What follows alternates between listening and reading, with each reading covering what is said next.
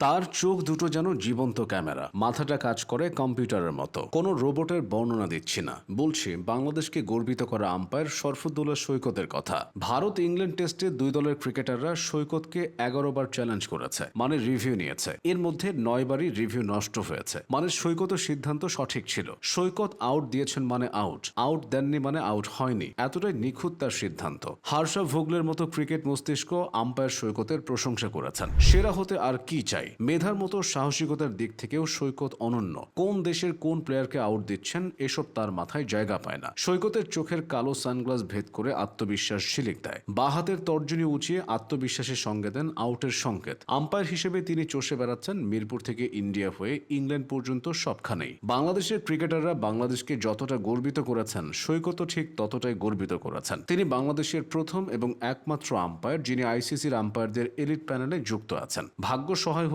তাকে হয়তো সবাই ক্রিকেটার হিসেবে চিনত। হ্যাঁ, সৈকত চেয়েছিলেন ক্রিকেটার হবেন। 90 দশকের ক্রিকেট ভক্তদের দাবি সৈকত ছিলেন বাংলাদেশের অন্যতম সেরা স্পিনার। ঢাকায় জন্ম নেওয়া ও বেড়ে ওঠা সৈকত ছাত্র হিসেবে ছিলেন মেধাবী। অনার্স এবং মাস্টার্স করেছেন ঢাকা বিশ্ববিদ্যালয়ের আন্তর্জাতিক সম্পর্ক বিভাগ থেকে। কিন্তু সবাই যখন ক্রিকেটার হতে চায়, শরফুদ্দৌলা সৈকত তখন আম্পায়ার কেন হলেন? 90 দশকের শুরুর দিকে ঢাকার ক্লাব ক্রিকেটে বাঁহাতি স্পিনার হিসেবে সৈকতের বেশ সুনাম ছিল। জাতীয় দলেও সুযোগ পেয়ে গিয়েছিলেন দ্রুতই। 1994 সালে কেনিয়াতে অনুষ্ঠিত আইসিসি ট্রফিতেও তিনি বাংলাদেশ দলের সদস্য ছিলেন। কিন্তু জাতীয় দলে পথ চলা দীর্ঘ হয়নি তার। তবে ক্রিকেটকে পুরোপুরি ছেড়ে দেননি। নিয়মিত খেলেছেন ক্লাব ক্রিকেট। 2000 ও 2001 সালে খেলেছেন 10টি প্রথম শ্রেণীর ম্যাচ, উইকেট নিয়েছেন 31টি। এদিকে দীর্ঘদিন ধরে আইসিসির পুরুষ ক্রিকেটার ইভেন্টগুলোতে বাংলাদেশি আম্পায়ারদের উপস্থিতি ছিল না। এদিকে বাংলাদেশে তখন আম্পায়ারিং এর ব্যাপারটা ততটা সুবিধার ছিল না। এমন সময়ে সৈকত যুগের সূচনা হয়। খেলা ছেড়ে আম্পায়ার হতে চাওয়াটা বেশ সাহসের কাজ।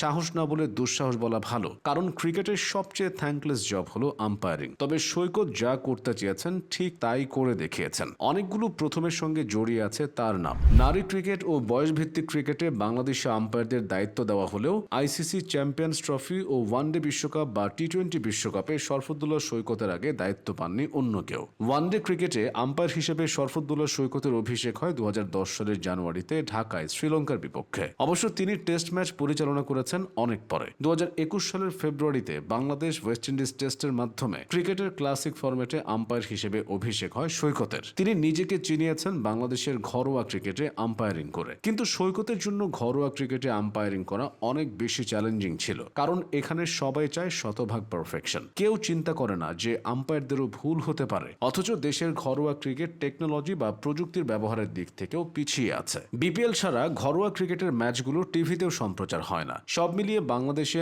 আম্পায়ারিংকে পেশা হিসেবে বেছে নেওয়া খুব একটা সহজ কাজ নয়। তবুও সব বাধা ঠেলে শরফুদ্দৌলা সৈকত এগিয়ে গেছেন। তিনি দেখিয়ে দিয়েছেন বাংলাদেশি আম্পায়াররাও এখন আইসিসি ইভেন্টে দায়িত্ব পালনের যোগ্য। 2023 সালের ভারত বিশ্বকাপে প্রথমবারের মতো পুরুষদের বিশ্বকাপে অংশ নেন সৈকত। শুধু তাই নয়, প্রথম বাংলাদেশি হিসেবে 2024 সালের টি-20 বিশ্বকাপে তিনি আম্পায়ারিং করেছেন। বেশিরভাগ মানুষ তৈরি করা পথে হাঁটেন, খুব কম মানুষই পথ তৈরি করেন। শরফুদ্দৌলা সৈকত পথ তৈরি করে দিয়েছেন। ভবিষ্যতে যারা আম্পায়ার হতে চান তারা নিশ্চয়ই সৈকতকে অনুসরণ করবেন। বিলি বাউডেন, সাইমন টাফেলরা আম্পায়ারিং এর মাধ্যমেই ইতিহাসে জায়গা করে নিয়েছেন। ক্রিকেট প্রেমীদের প্রত্যাশা শরফুদ্দৌলা সৈকত হবেন বিলি বাউডেনের বাংলাদেশি সংস্করণ।